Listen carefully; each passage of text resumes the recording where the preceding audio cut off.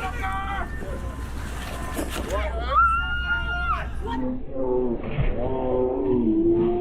man! Come on, man! Come on! Don't touch me again, buddy.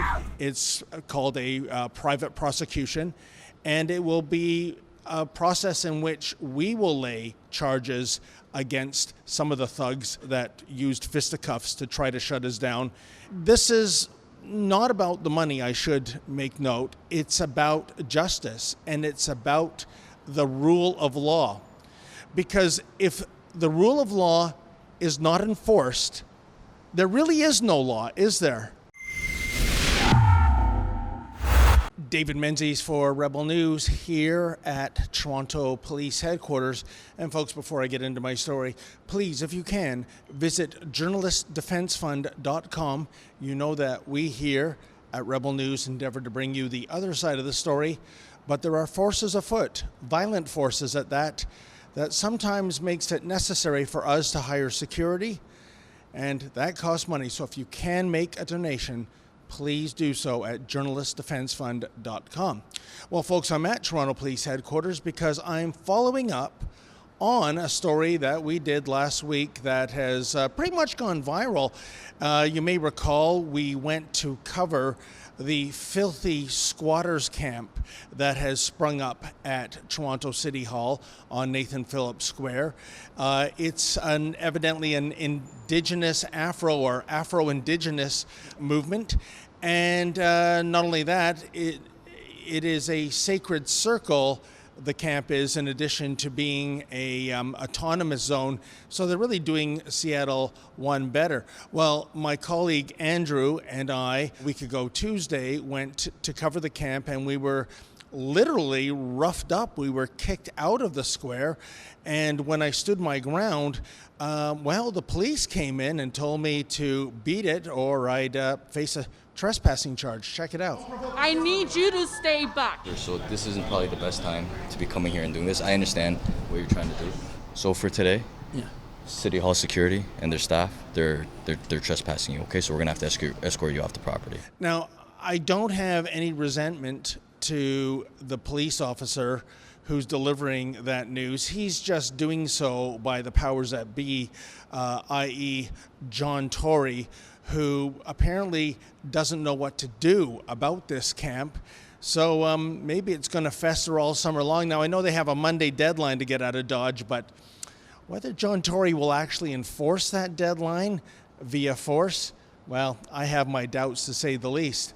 In any event, we're not just satisfied by the fact that we did get 5 minutes of time on the square after some negotiations with Toronto Police and the security service at City Hall.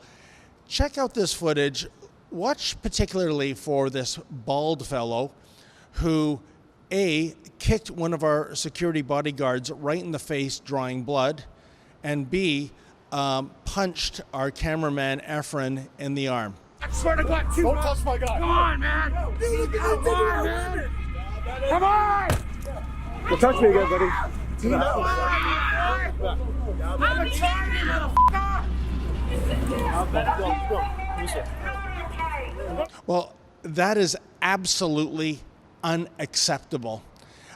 Yes, we got our way in terms of broadcasting on Nathan Phillips Square, but there's no way we can allow this kind of thuggery, this kind of savagery to go unchecked. So we have written, via our lawyer, a letter to Toronto Police Chief Mark Saunders asking that charges be pressed. And I'm going to read some excerpts of that letter to you. On June 4th, 2020, Mr. Levent and his team of Rebel News reporters were on public property in front of Toronto City Hall at Nathan Phillips Square, where they were reporting on a protest encampment. A number of protesters proceeded to physically assault Rebel News personnel, threatening them and their property in an attempt to physically injure, intimidate, and cause damage. Footage of the explicit criminal assault can be found at this link. Our democracy is founded upon the freedom to hold, receive, and disseminate ideas and viewpoints without restriction, and certainly without fear of retaliatory physical assaults. Rebel News personnel, both in their role as journalists and as Canadian citizens, lawfully on public property, especially the public square, are entitled to report without being physically assaulted or threatened. On behalf of our clients, we are writing to urgently request that the Toronto Police Service investigate and make every effort to identify and charge those that physically assaulted Rebel News personnel.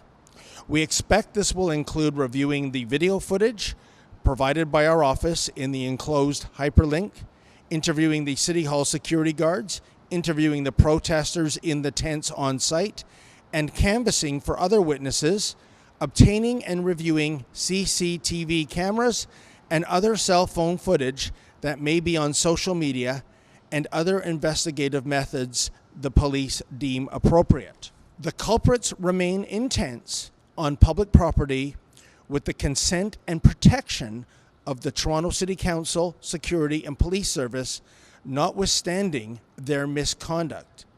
We look forward to hearing from you or other members of the Toronto Police confirming that an investigation has been opened and that concrete steps are being undertaken to identify and charge the perpetrators. So folks, it's been several days. We haven't heard back from the Chief's office or anyone else at the Toronto Police Service, which brought me down here. I was hoping to speak to somebody in media relations. Alas, thanks to, you guessed it, the Wuhan virus, the Toronto Police Service headquarters building is closed to the public.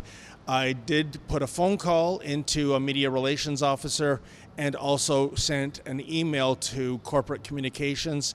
Not sure how quick they're going to be about getting back to me, but maybe if they do agree to an on-camera interview, I'll do a follow-up to this piece. Now, if we do not have the Toronto Police Service enforce the rule of law, we'll have to take steps ourselves. It's a rare procedure. It's called a private prosecution, and it will be a process in which we will lay charges against some of the thugs that used fisticuffs to try to shut us down. And I guess there'll be a civil suit there, although I doubt they have more than a few nickels to rub together, judging by, well, their hygiene for one thing. So, folks, this is not about the money, I should make note. It's about justice, and it's about the rule of law. Because if the rule of law is not enforced, there really is no law, is there? And I don't want to see my beloved hometown and great city of Toronto go into some kind of a cesspool where it's everything goes, and it is the takers violating the rights of the makers on a daily basis. We are making a stand, and one way or another, we're going to get justice for what happened to us at Nathan Phillips Square last week. Stay tuned. For Rebel News, I'm David the Menzoid Menzies. Yes, folks, here at Rebel News, we endeavor to bring you the other side of the story, but there are people that don't want the other side of the story to be told. Therefore, please go to journalistdefensefund.com. That's journalistdefensefund.com. And if you can, kindly make a donation.